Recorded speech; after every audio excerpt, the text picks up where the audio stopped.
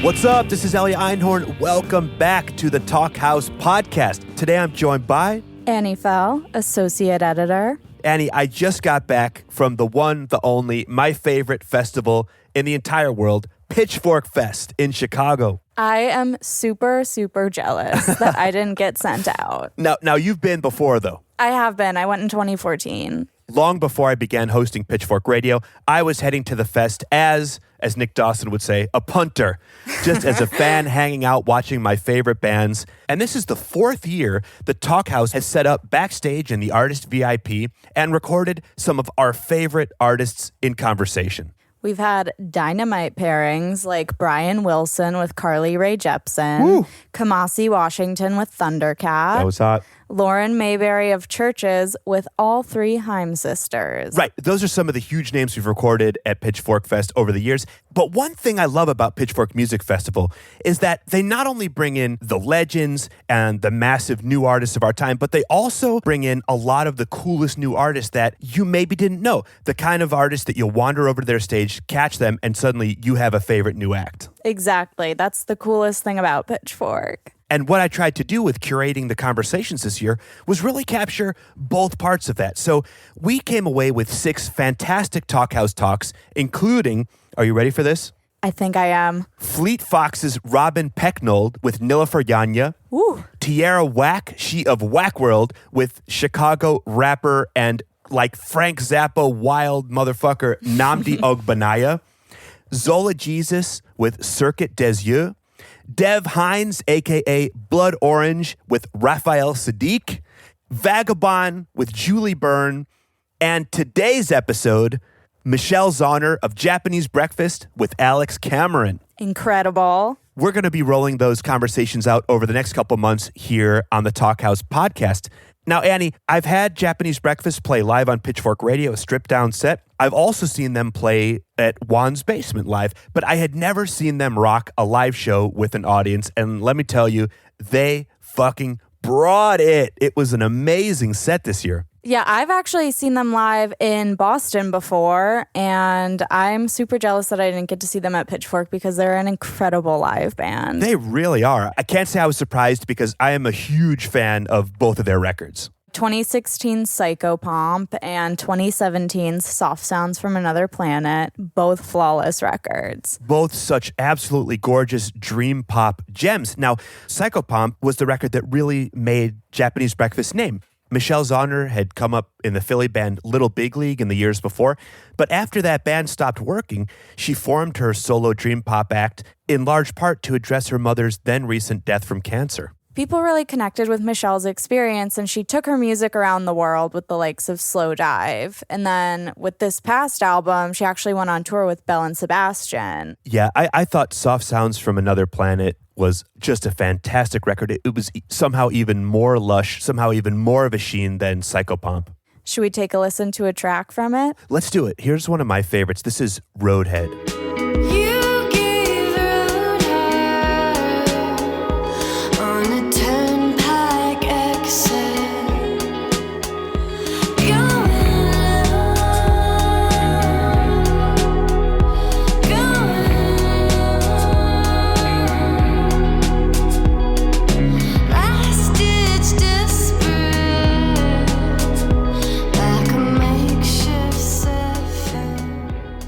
Beautiful stuff, right? So good. And I mean, the interesting thing here to me is that Alex Cameron is another artist that takes the ugliness of the world and somehow turns it into a beauty that people can relate to. Now, a little about Alex. He's an Australian musician from Sydney, now living in New York City. He came up playing drums in other bands before deciding in his mid-20s to go solo. Right. That was when he dropped his debut LP, Jumping the Shark.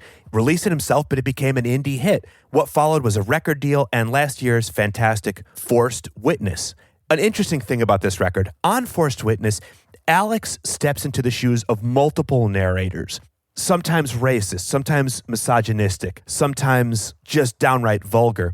And I sort of think of him as like a songwriting Nabokov, so someone who sort of assumes the voice of this narrator who's twisted in order to unveil what they see as a fundamental truth about humanity. Yeah, it's something that can be kind of hard to listen to at times, but the two have a really interesting conversation about it. I was really glad Michelle brought it up. As I mentioned to you off mic, the first time I heard Forced Witness, some of the language really bothered me. Yeah, some of it's really frustrating to hear, but the way that they talked about it was really interesting, and I'm super impressed and happy that Michelle brought it up. Yeah, and I really liked how much Alex had thought about this. This was intentional. This is conceptual stuff, Trojan horsed through rock music. Another conceptual element that he employs is that he changes his physical appearance to look a lot older. I was fooled early on. I didn't know who the guy was before his first record came out. Yeah, I thought he was an older, sort of like a Tom Waits, a haggard... Yeah, a little weathered. Bard. Yeah.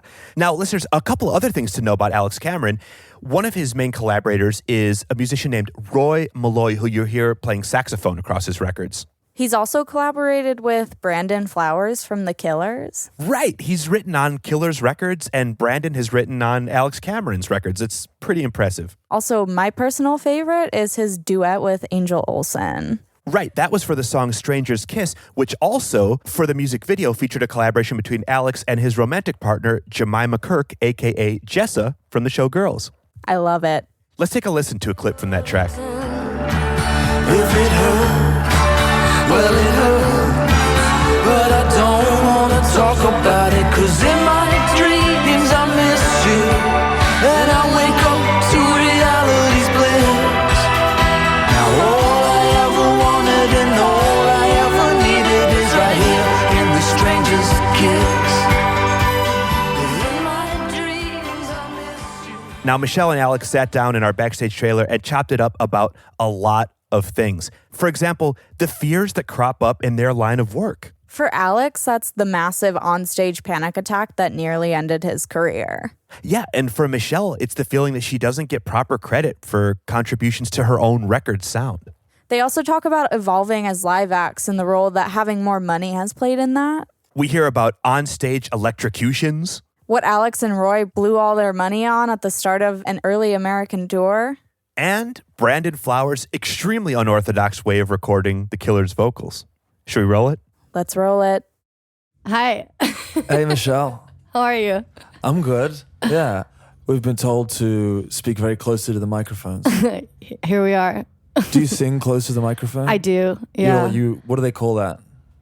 Close. Do they call it riding the microphone? Yeah, maybe. I don't know. Is that a thing? I don't know. I got told to sing very close. Like, just be on it. Kiss the thing, you know? I noticed you play guitar on stage while you sing. I do, yeah. And we've just discovered that you also ride the microphone. Yes. Like I do. Yes. Have you ever been electrocuted by a microphone? So badly. So much. How bad was the electrocution? I saw white. It's so bad. You stopped the show? I was in Philadelphia and we played this sort of art space where there was clearly some kind of grounding issue and I kept getting electrocuted, and then one point it was such a violent shock that I saw white and immediately had tears in my eyes and I was trembling and I didn't think I was going to be able to play the show, but figured it out. And then there was a college show where we kept getting shocked, so we asked college students if we could borrow their socks. So we were singing into random college students, not they went back to their dorm rooms and got clean socks. And they did? Yeah, and then we sang into them. Oh yeah. my goodness. Yeah. That's awesome. Yeah, what about you? Yeah, I get electrocuted when I play guitar, always. I play electroacoustic guitar. And I think there's something about it that every microphone I get electrocuted by. So I now... I saw that you were playing with a wind cover or whatever you want to call it. Because you're scared. Because it's just a tingling sensation. I don't like being electrocuted at all. I don't think anyone does. I wouldn't go in for... if someone was mucking around with a taser, I wouldn't go, for fun, I wouldn't want to be shocked by it, you know?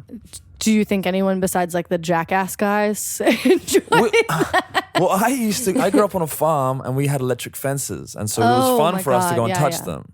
But thinking about it now, I'd be mortified. I actually only saw the beginning of your set today. Did you end up playing guitar? Yeah, I played guitar, yeah. For I guess I probably played on 4 songs or something like that. Do you enjoy the songs where you play guitar or the songs where you don't have to play guitar? I have a tendency to be very comfortable without the guitar, because that's kind of, I like to move about the stage a lot, and I don't have like a guitar tech or anything. We're really bare bones. And so the idea of like anything going wrong with my guitar on stage is like, if the guitar stops working for whatever reason, or if I decide to strut around and the cable comes, I don't. So I'm like, when I'm playing guitar, I'm very much like focused on delivering the song and playing the guitar as best I can. But I'm more comfortable without it, because I like to dance and I like to move about, and I feel like that's where I'm the most naturally comfortable on stage, for sure. Yeah, I feel the same way. Are you always with the guitar? No, there are a few songs where I don't play the guitar, and it definitely helps that, now there's 4. We used to play as a 3-piece, and now we play as a 4-piece, so I can do that. And we also use backing tracks to kind of like flesh things out. Sure.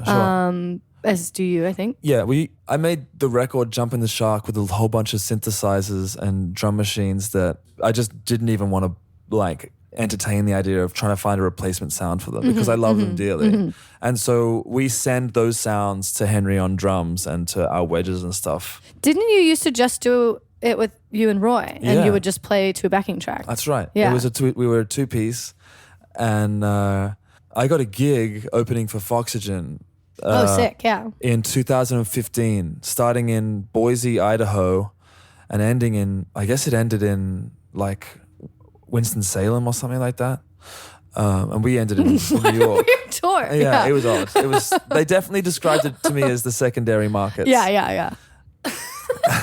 I was like, for me, I was really excited. My first American tour ever. So I was like, Can't wait to go to Boise. Yeah, I was like, fuck it, I'll go anywhere. Winston-Salem. Yeah. So Roy came over and I wired him money. I was still in Australia waiting for my visa. And Roy came over, he already had his, and he bought a car. And so we drove from Los Angeles.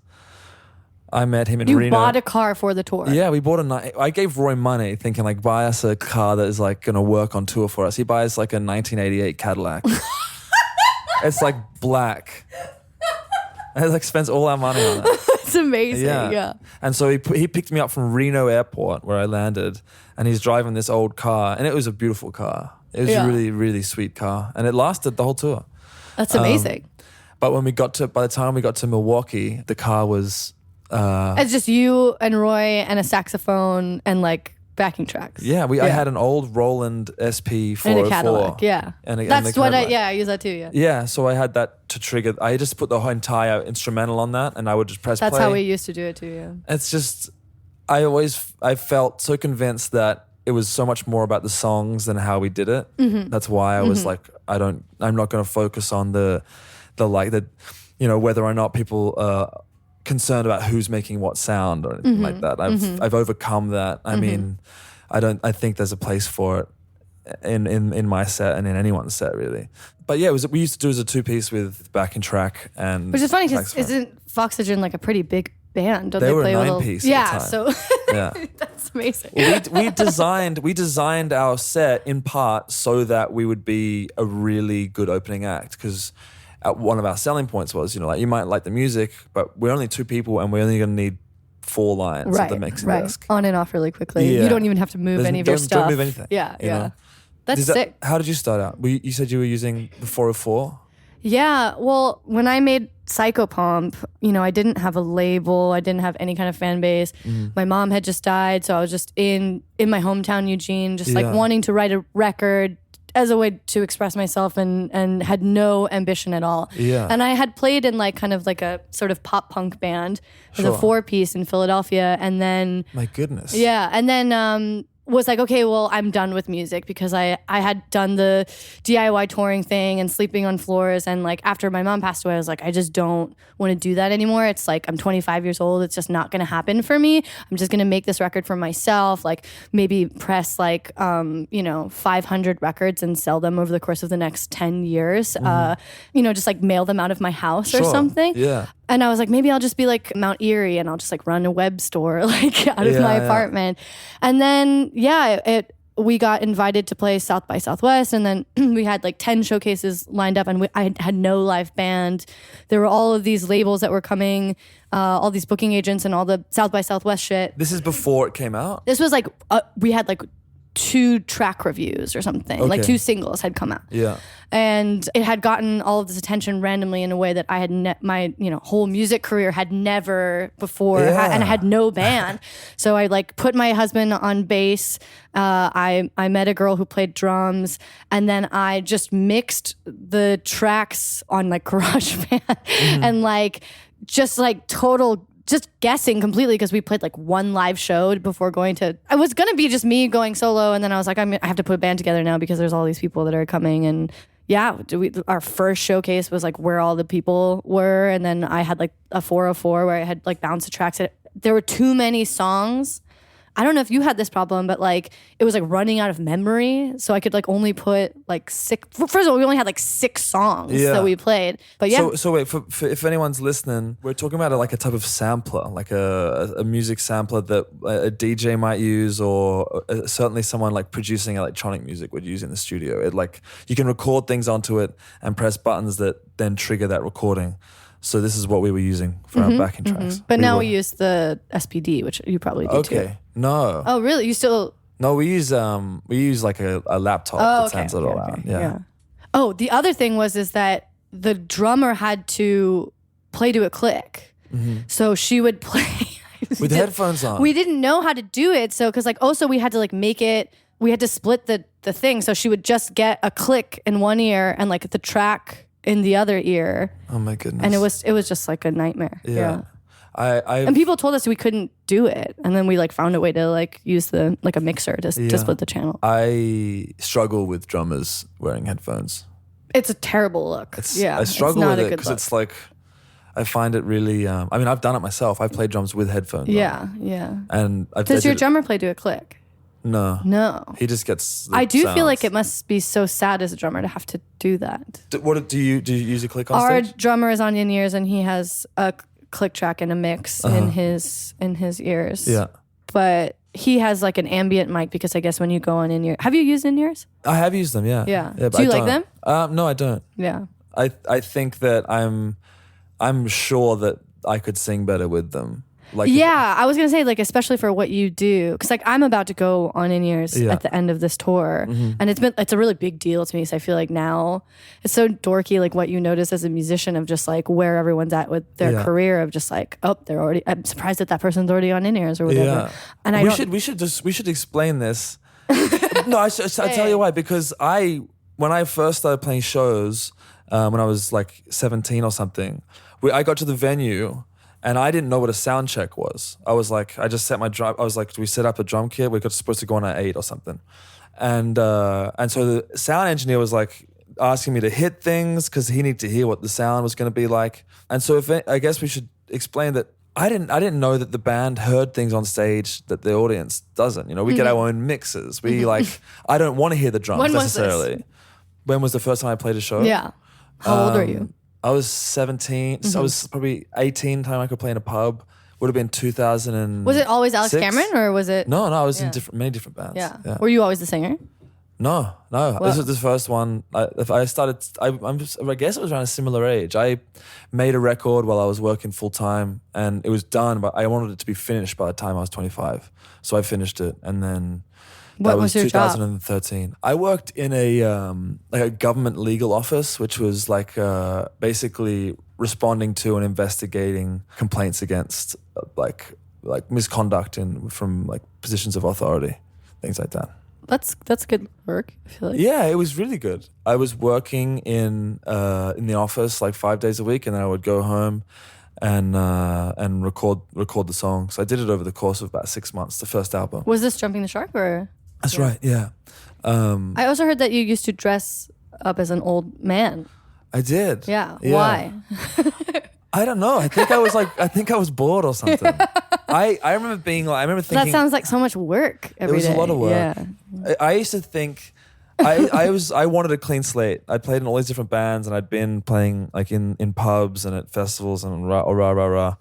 And so I was like, I don't really want this to be associated with anything that I've ever done before. So in order to convince people that I was serious about this, more serious than anything else I'd ever done, I learned how to apply like liquid latex to my face and age myself. Wow. Yeah. So how long would that take? I got it down to about 20 minutes. Oh my God. But I'm really focused on the cheeks. You apply it and you try and blow out the skin, and then you let it go and it wrinkles. There's plastic wrinkles slowly over time. I remember when I was our first tour in Europe and like seeing the posters for that tour and being like, this guy is so scary. Oh, with the wrinkles. yeah. You're like wearing the sunglasses. And yeah, I guess. Like, who is this guy that there's all these posters for all over these clubs in Europe? And I was like, this is really gross. We've probably been playing the same, like come up around the same time, I guess.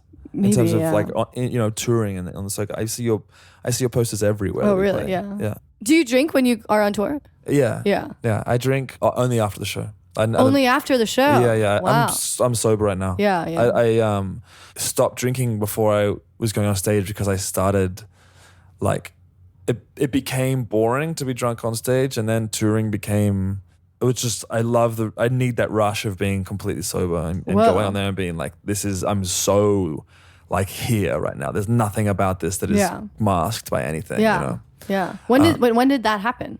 I stopped drinking before shows on tour. I put a stop to it in end of 2015. Oh, well, so it's been a long time. Yeah. Was there like a moment where you're like, I enjoy this so much more now? I can tell you the moment where I was like, I need to stop doing this. Yeah.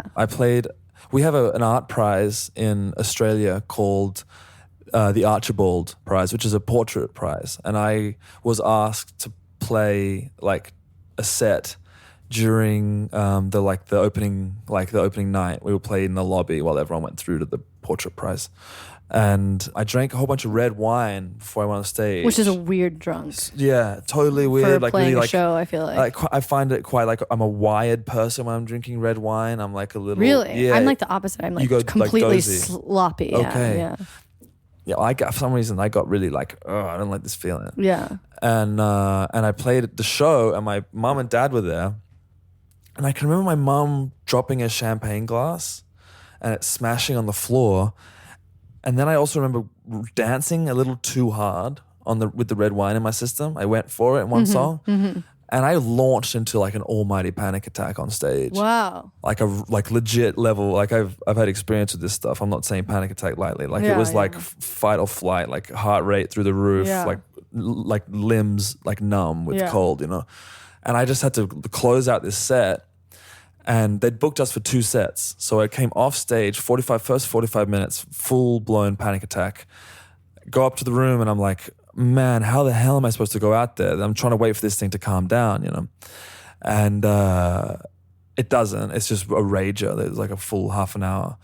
And walked back out, did the other set, just felt like god awful, just did it. And the next day, I booked in with a performance psychologist because I was like, I don't know if I can ever go back on stage ever again after that. It was so hardcore. And he said, first of all, it's a performance psychologist. Yeah. There's this guy in Sydney. Specifically for... He works with musicians a lot about stage fright and about like... Oh, wow. About anxiety to do with performing. Wow. And so I was like, I'm ready to put the mic down. I can't go back out there and do this. And we spoke about it, and the first thing we agreed on was no more drinking before I go on stage. Because it doesn't actually make me a chilled out performer to be drunk. It kind of distorts the experience a little bit. Yeah. For me. Yeah, for sure. I actually am fond of being drunk on stage. But I've decided to remove that from the process. Yeah. Do you drink before shows? I do, usually. I mean, I always feel kind of funny about it because I feel like a lot of my friends don't. Mm-hmm. And it makes me a little bit self-conscious that it's funny because you would think that it would make you more self-conscious about not drinking, but a lot of my friends that are musicians don't. And I admire that because I think that, when you tour as much as we do, it's really great to not feel like shit in the morning every day. Yeah. And because so much of our time is spent in the car and like feeling lethargic, it is nice to tone that down. But our whole band are pretty heavy drinkers. Yeah. We don't do like any other drugs. We just all really enjoy drinking. Yeah. But it's kind of like hosting a party, I feel like, where you want, like, I don't feel as fun as if I'm sober. Yeah. But I also like can't be a good host if I'm too drunk. So I have to find. That's a good way of putting it. It's hard to like figure out the perfect amount of like sauced up to like throw a fun party, but also like be able to, you know, clean up afterwards and like tend to everyone. Yeah, totally. Make sure that the pretzels are replaced. I mean, if you're giving a speech, you want to be loose, but you don't want to be shit-faced. Yeah, but I think that it's a new thing actually this year where and it's funny. I was like asked a question today that kind of like shook me of just like what do you want when you what are you looking for when you go and play a show? And I had this weird experience where I've just at the point in my career where I didn't even like aspire to the things that I'm doing now, or just have kind of like already gone way above my expectations of what I could do. And now I'm just kind of in this like no man's land of just like, where is it going to go? I don't know. And a really big moment for me was playing this venue in Philadelphia, Union Transfer. Have you played there? I believe I've done a support slot there or something. It's like a 1,200 capacity venue in Philadelphia, and it was such a full circle moment for me to like sell that venue out. No shit, you sold it out? Yeah, we sold it out. It was a really big shit. deal because I used to work coat check there and like do the concessions. That's so good. Yeah, it was I love that. It's so crazy to like be able to, and you know, we did opening slots there, and that was a big deal. And then to finally come back as a headliner and sell it out was like really crazy. And we did this. My old band like did a couple songs. Like I came out in the dress that I wear in one of my videos, and then like at the end of the show, nothing like went wrong, but it just wasn't like perfect. And I think that my expectations for it were just so high, and what I wanted from the audience was just so high, like completely unattainable, that I ran off stage. I just cried like so much for maybe like 30 minutes. Like the experience wasn't as good as you wanted it to be. I think it went so fast, and I never had that moment where it was just like, it sounds so bad, but like just felt pure, just like fulfilled of just like I got that feeling of gratification of just like I built this, and like we're sharing something and we're all feeling together. And I'm sure like some people had that moment, and I think I was also just like so mortified that I like I'm like embarrassed to even admit this, but I didn't feel that in that moment, and it feels so wrong to play a show where you don't have that. Because like so much of what we do is muscle memory, and like I don't know, it's just a really strange thing. I felt like such a phony, and that like if I don't feel like the maximum amount that I'm able to feel every night, then I failed, and I don't deserve to be here. But you couldn't possibly have that every day when you play over 200 shows a year, you know? Yeah, no, I think like I've done headline shows recently in Sydney where I'm from, where I would have played my first shows, and there were bigger crowds, and like bigger crowds than I'd ever played there before, you know, selling, like probably a similar size to the Union Transfer you're talking about, going and doing your 1,000 people. And I feel like almost in a hometown show that it is like, there's something about it that makes me want to do such a good job that I kind of just want it to be over. So I'm like, I just want this to go so well. I almost want to be like unconscious for this, you know, which was what you're talking about with the muscle memory thing. It's like, hopefully I don't get emotional, or hopefully I don't subconsciously botch this, because I'm actually like, I put a lot of weight on my shoulders about this, you know. I've had hometown shows. I got one for you from a hometown show. I used to play in another band where I played drums, and we sold 1,200 tickets in Sydney, and we were really excited. We had a laptop on stage, and we came out, we had our intro track, which is like this big Ortega synth, like ominous thing, you know, the crowd's cheering because like we're the hometown band. We set it up, the lights are down, the walk-on music stops, and we're all ready to go. And the guy that triggers the like synthetic sounds and samples on the laptop, which I drum to for rhythm, has forgot to plug in his laptop to the power. So he just has a dead laptop. And this is like first song. Yeah. So like the crowd's ready to go, the lights are like still dim. And we were probably on stage for about 2.5 minutes before he was able to like get his laptop back up and working and ready to go in silence. Yeah. Because I didn't have a microphone, and it was instrumental. That was like the biggest wake up call. That's like, you can't expect to get a personal gratification from a show. This has to be about the audience, and it has to be about preparing for them, and it has to be about your relationship with them, sure. But I'm like, that was when I realized that this is a job, you know, that I intend to do very well. And the more that I do it, the more I realize that those moments of emotional gratification are extremely rare. Yeah. And they're almost for when you start out, you know. Yeah. I feel like the more exposure you have to it, the more the beast of like performance kind of lulls you into a sense of security. And I guess part of that challenge I'm realizing is to like, you have to find new ways for it to be explosive for yourself, you know. Do you still get nervous for shows? Yeah, I do. For every show? No, You have it's a random thing. like today I was nervous. Like Okay. I get kind of nervous about festivals. Is that because we don't get the same level of preparation, you think? Yeah. And it's also just like, it's not on my time, you know? So it's like, if it's our show, then I don't know. Something about it's just because it's such a different environment. It's just really different. Like the timing is different, the space is different. Yeah. You have a really quick sound check. You have a limited time.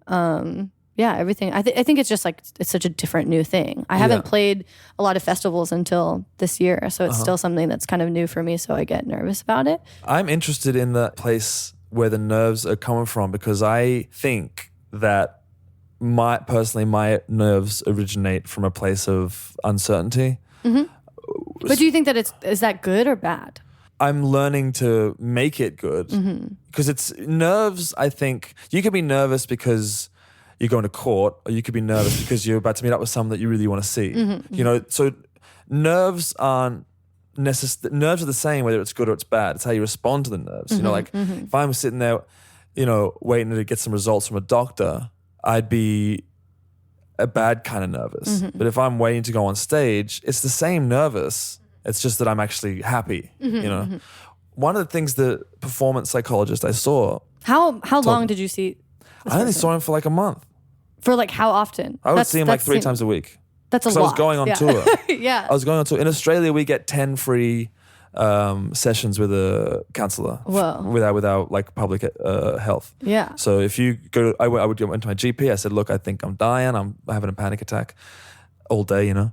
And he said, well, here's the script for 10 free sessions. Go find a shrink you like, you know. But one of the things he told me was we explored the idea of nervousness and anxiety, and his theory, which I've taken on board, I've bastardized it and like I've turned it into my own thing.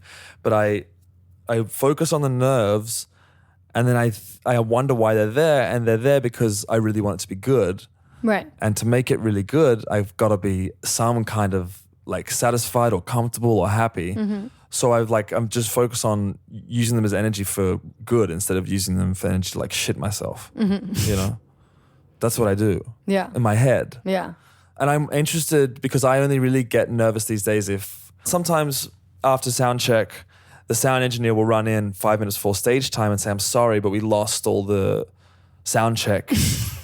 You know, with all the information. So I've got a fresh board. I've lost everything from soundcheck. That happens often to you? It's happened to us numerous times this year. Whoa, that's never happened to me, actually. Yeah, it's scary. And wait, then this is front of house. Whole rig. Yeah. Site, like the monitors, front of house, the whole shit has got reset. Happened to us like twice this year. Yeah.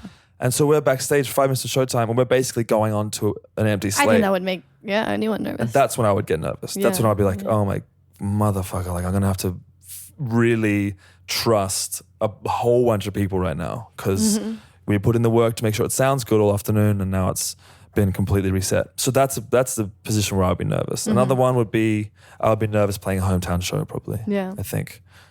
It's funny. It's like kind of, it seems like a place where you should be the least nervous because it's all your friends and family. So it's awful. Who cares? Yeah. It's awful because it's like, it makes me feel like I'm 14 playing high school basketball or something again. You know, it makes me feel like, oh God, I recognize that guy. Like, I would rather see no one. Right. You know, when I started out playing, I got so nervous. I would get so rattled. And I think part of it was because it was just like 8 people that I personally knew in the crowd. Right. And I'm going to go do something like I'm going to express myself in front of them, you know? Yeah. That's like that makes me nervous doing that. Smaller crowds make me more nervous than bigger crowds, 10 times out of 10. I feel like a lot of your songs kind of take on different characters. Do you feel like they're is also like there must be like a personal element to it as well. Like any part of your life makes it into your songs, or is that not interesting to you? Because a lot of my songs involve characters that are like demonstrating some kind of decrepitness or like down and outedness, or even like downright like sort of belligerent, obnoxious behavior. This is how I think about it. I let the song go as wild as it wants, and then I bring myself into the equation to give it a human side and reel it back in, you know? Right. So that's like why any good villain. Yeah, I think a lot of my songs, I feel like I'm the one that's actually like trying to say to the character in the song, like, there's probably another way to approach this situation, you know? Or there's probably another way to think about it. I think that I felt so like charged and motivated to write these characters because I was seeing it so much, and I just wasn't hearing I wasn't hearing from any artist like currently, maybe a couple of different people, but I wasn't hearing enough of it. You know, I was like, we've got to be active about controlling these characters through fiction and telling the story so we can see foibles and we can see qualities that must derive from somewhere, even though they're negative, you know? Yeah. So yeah, I think that in order to give myself the license to write those songs, I had to inject myself into them and try and like at least provide an opportunity for these people to alter themselves for the better. Yeah. I'm interested in like, have you had a lot of people upset at you because they take your songs at face value? That's interesting. Because I don't know. I mean, I wouldn't ever call your band a parody band. And I'm a big fan of your albums. But I don't even want to bring it up because it's really petty, but I recently got into a big fight with a parody band. They're like a hair metal parody band. Yeah. And they released this TC Electronic pedal imprint called the Pussy Melter. And one of the bio for this pedal was like, we just wanted to like create a tone that was like as wet as the ladies at the front of our shows, which was like holy shit, really disturbing. And so a girl had like posted a petition and I just responded to it like, that's fucking disgusting. And then like all of a sudden it like got on all of like US news and like all of these like blogs. And then I had hundreds of men calling me a humorless cunt and like editing our Wikipedia page and all this shit. I mean, I don't associate you with that kind of like negative machismo, but I understand like what you're exploring, but I don't know like why that's okay. Why is it not as offensive as if I released it? I mean, I don't, and I wonder if like part of it is just like, I don't believe you to be that kind of person. Sure. But yeah, I'm interested in, I mean, because I'm sure that there are people that are upset about like, you have one song that like says the word faggot like 20 times. And I'm sure that there are people who are really freaked out by that. Or like the first song that you played today was like, you know, being in love with a 17-year-old who's about to turn 18. Yeah. I'm just curious how have people responded to that? And is it scary sometimes when people misinterpret that that's you? It's an incredible field to dwell in. I love this question. I love this question deeply, because my initial thought was that when I wrote it, I'm just especially first and foremost, I'm just a man. So it's like immediately the question there is like, really, what right do you have to explore these subjects when often the victims from this kind of behavior aren't men? So who are you to provide a voice, you know?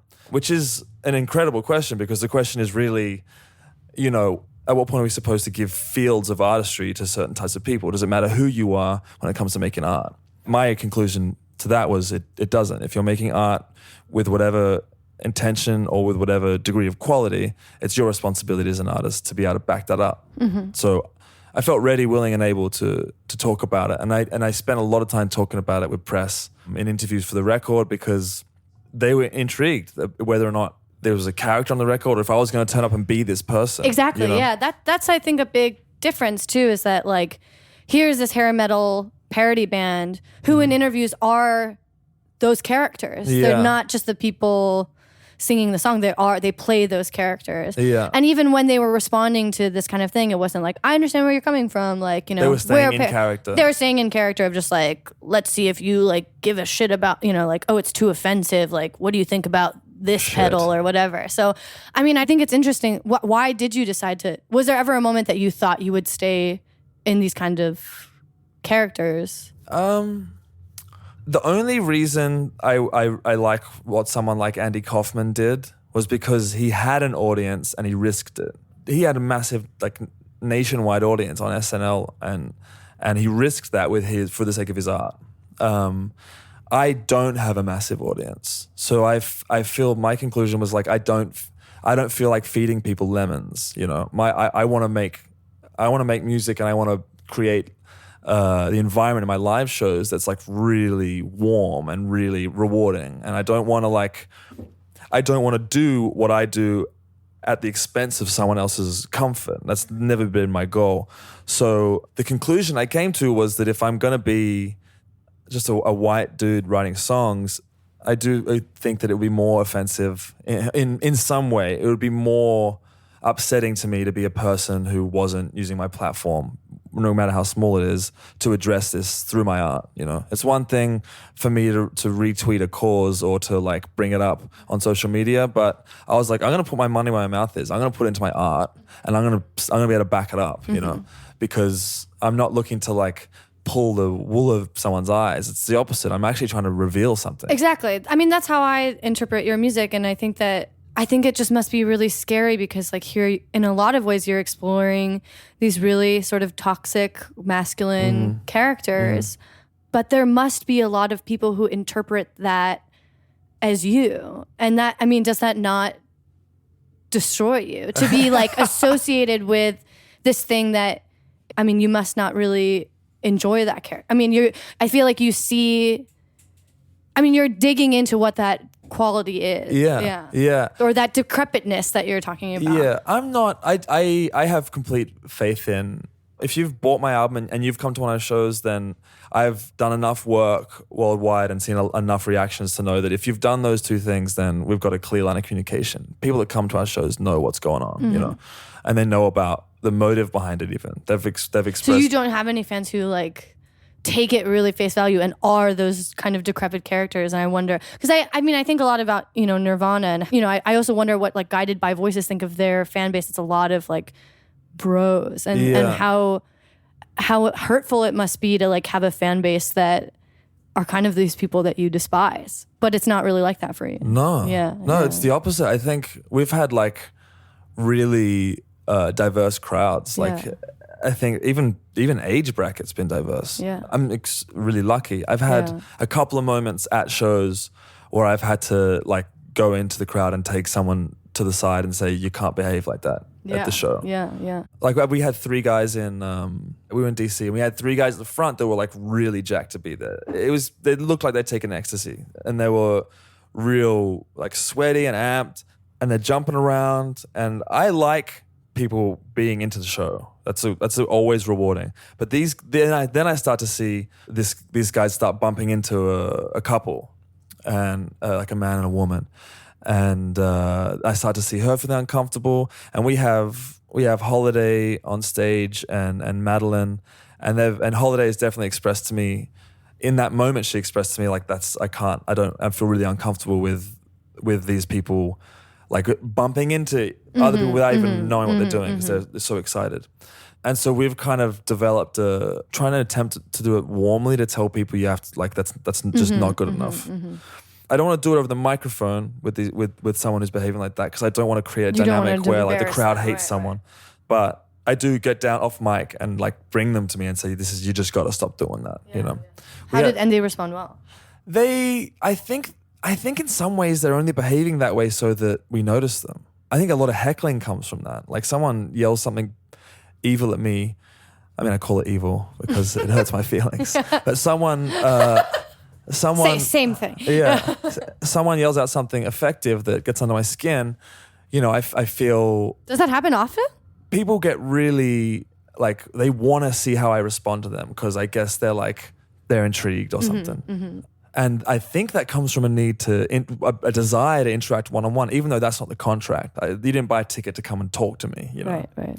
We did have a guy in Gothenburg recently that was against, after I'd already said to him, hey, you got to cut it out, kept going and was bumping into this girl. And then Roy said to him, come here. And Roy removed him from the show. I think I saw a video. Yeah. So we're trying to like establish like, if you're coming to the show because you think that, because you're under the impression that me and Roy are going to be anything like the people in the songs, then like we'll actually remove you. You know, like if security won't do it, we'll do it. If you're if you're like that person that wants to feed off the characters in the songs and like embrace those some certain negative qualities, then it's like, I mean, that's not at all what we're about. You know, I certainly wouldn't be interested in like capitalizing off that or anything, you know? Yeah.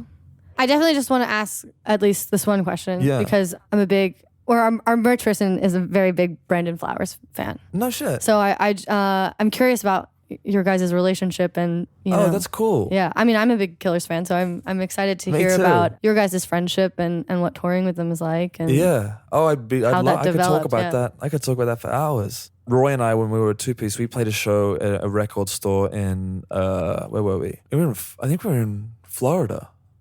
We were in Tallahassee, and we played a show in a record store. It's like 4 people, and we were loading the records that we didn't sell into the back of the sedan, and and I remember my phone vibrated in my pocket, and I got it out, and it's an email.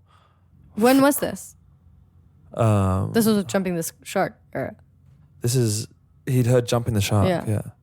My phone vibrated. I looked at the phone, and it was an email from Brandon Flowers. You know, after I'd had such a long relationship with his songwriting, and it just said, "You did." Yeah. I was like, I mean, I think he's like a one of a kind songwriter. Yeah. And it just said, I heard 2 of your songs, and he said something about how he really appreciated a certain element of them, and said like, say hello whenever you're around. I was like, oh my goodness, Brandon Flower. We started talking. Just out of nowhere. Completely out of nowhere. How do you think that he heard the record? He said he was on the internet. Yeah. And he came up and he just clicked play and he liked it. That's so funny. It's insane to me. Yeah. Because over the next... He's in Utah? Where is he? He was in Vegas. Las Vegas. He was in Vegas at the time. Vegas, And so he brought us out to Vegas, and me and Roy had like $80 in our bank account. I didn't know how to tell him that we needed somewhere to stay. I was like, we've been staying on couches for like a year touring. Yeah. And so I was like, I'm not gonna. I wrote to him. You just came to visit. He was just like, come over. He was like, come over, and if you want to do some writing or something, we'll hang out, see if it works. You know, we're just gonna get a gauge. So you and Roy go. Yeah. And we go to Vegas, and I write to him. I said, look, we're gonna need somewhere to stay. He said it's already been covered. He like got us like our own apartments in a casino in Vegas, and we were there for like a week, and we worked on songs. Yeah. And had you done that before with anyone else? No. Yeah. Oh, I wrote on some friends' records, but I'm not the best collaborator. It has to be a chemistry that works. What was that like? You just met him, and then you like sit down, and then what? He shook my hand at the door of the studio, and we went in and started. They have a studio. Is it in his house or no? It's they have a separate studio. Yeah. And we wrote for like 5 days. I wrote on a couple. I like helped on a couple of Killers tracks, and he sort of helped me with 2 songs on Forced to Witness. Like, would you just be like, I'm working on this. Do you want to help me out with it, or was it just like free form writing? Like, oh, I want to take this one. You take. There was one of my. I had a chorus, and I was like, I need everything else. So he built with me the verse and the pre-chorus. Was this Politics of Love? Yeah. Yeah, that's one of my favorite songs ever heard. Yeah. And yeah, he built that with me, and then we did Running Out of Luck together. So. Yeah. I have a sneaking suspicion that he gifted me a chorus that he had in the back pocket, but for Running Out of Luck. Yeah. Because it's like a monster chorus that freaked me out. Which is like, I feel like such a Killers thing is they write such monster choruses for sure. But he was doing it in front of me. He did it on a piano, and it was like, as soon as he started singing, I was like, holy like, because we've been speaking. Yeah. And then when he started singing, I was like, this is it. This guy has that thing that like millions of people love and flock to. And I was like, that's it, you know? It was Because totally sold. it's just in his head. Yeah. Yeah. And in the way he sings it. Yeah, and, right. Such a compelling voice. Yeah. And so I was like, this guy's legit. I was like, I wasn't sure how this was going to go down, but when he showed me something that he'd written. So you were like, I have these verses. He's like, oh, here's an idea for a chorus. I thought I had a song. I was like, and this is the chorus. And he was like, that's not a chorus. He was like, that's a pre-chorus. It was like Crocodile Dundee. Yeah. He was like, that's not a knife. This is a knife. And he was right. He was totally right. Yeah. And that's amazing. Yeah. And so we've gone from that to touring with them. We've played at every continent with them, except we haven't been to Asia with them. But we went to Europe and we've done US, Australia, New Zealand. How do you go over in their crowds? It's been really good. Yeah. Really good. Yeah, I'm sure we're now selling out rooms. What's it like in arena? How are those arena tours? Is it love just you and them? It's just the Alex Cameron band. We play for half an hour and then the Killers come on. That's so sick. It's awesome. It's really good. They took such good care of us. I hope that I found like my arena band godparent. Yeah, exactly. Yeah. You will. They're out there.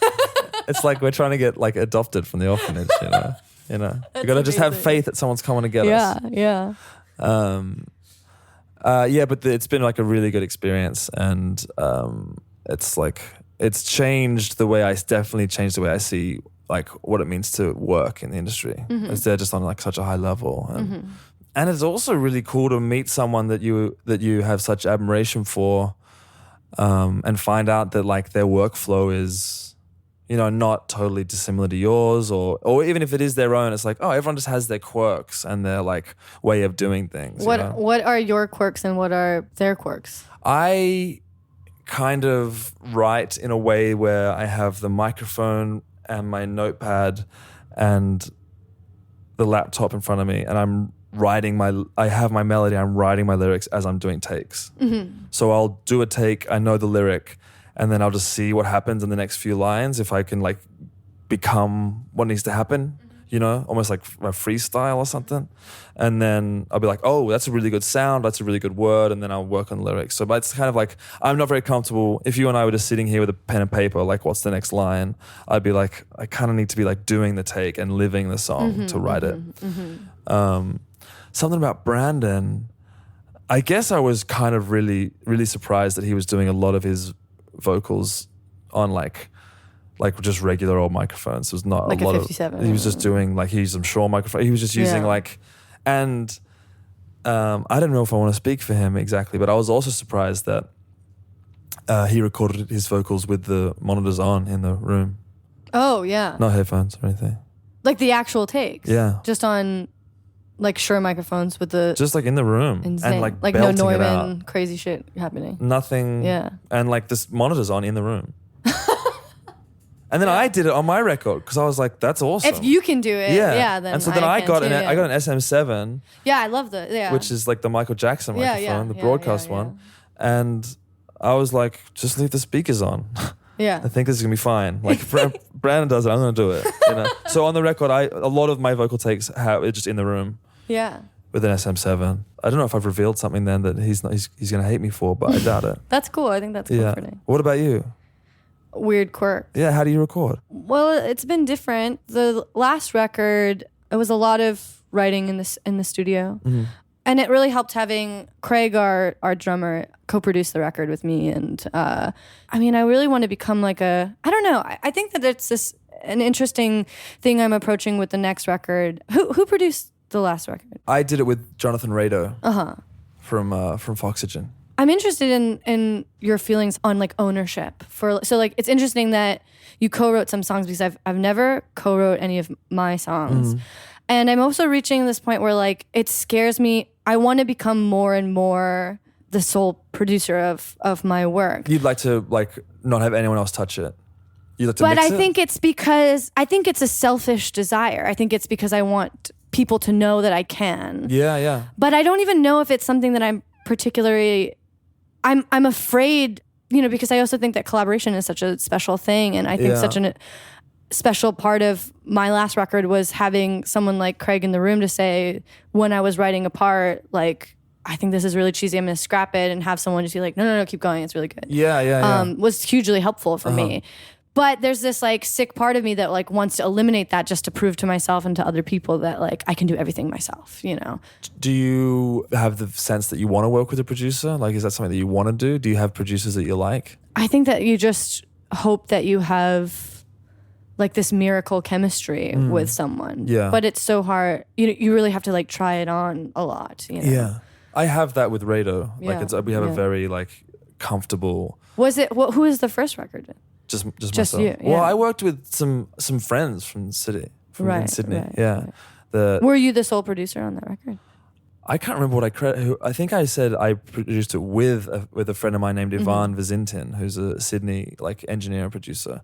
But I didn't really know how to credit records then. I mean, when I made that album, I put the album out on a website by itself. I didn't have a record label at all. But I think in retrospect, I'm happy with that credit. I think one day I'd like to be in your headspace and be like, I'm doing this. No one's touching this. Right, You know, right. I would like to do that. Right.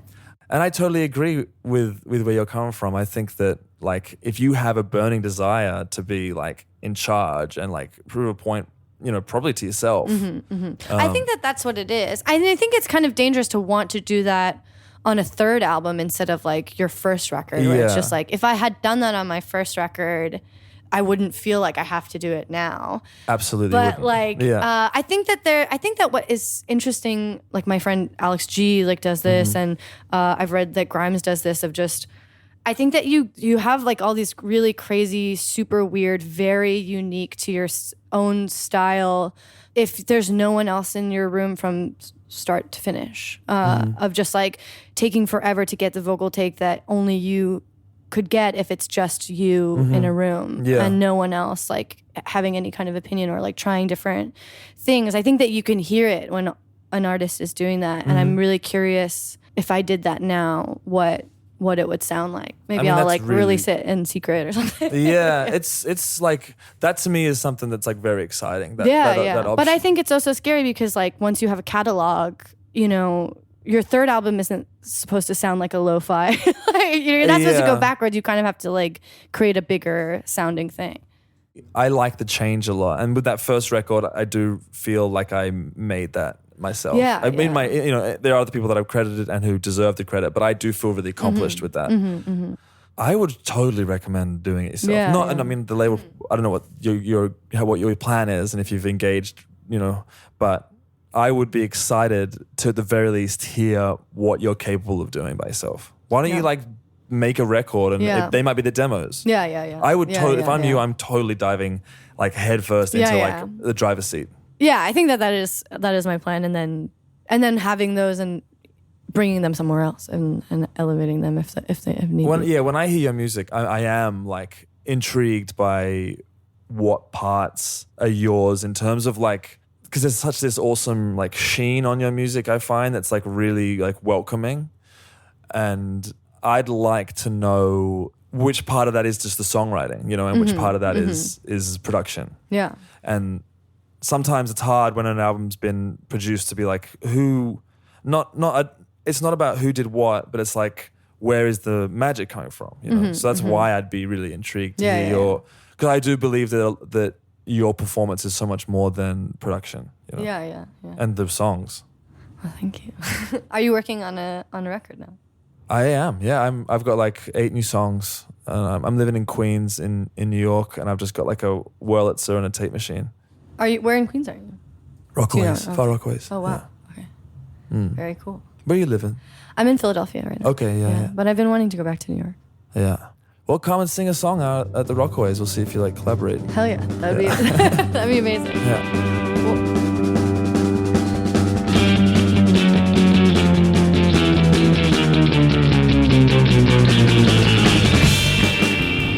Annie, that is a collaboration I would absolutely love to hear. A true dream team. Yes.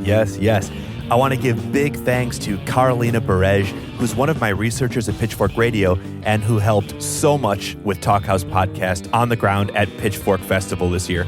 Also thanks to our executive editor, Josh Modell, for artist wrangling. And I've got to thank Annie, the Chicago Diner, for keeping our co-producer, Mark Yoshizumi, and I fed with the best vegetarian food in the fucking world. I'm missing it so much. I'm jealous. I'm just making it worse for you. I'm just making it worse for you. I know. You're coming What the next year, hell? put it that way. Today's episode is recorded and co-produced by the aforementioned Mark Northside Yoshizumi. For cool behind-the-scenes content from the fest, you can follow us on Instagram, Twitter, Facebook. At Talkhouse. Smash that button. Smash that follow. And make sure to subscribe to the Talkhouse Podcast, where we're going to be dropping all of our 6 conversations from the fest over the next couple months. You can also check out older episodes like Michelle's conversation with Slow Dive's Rachel Goswell. Till next week, I'm Elia Einhorn. I'm Annie Fell. Peace. See ya.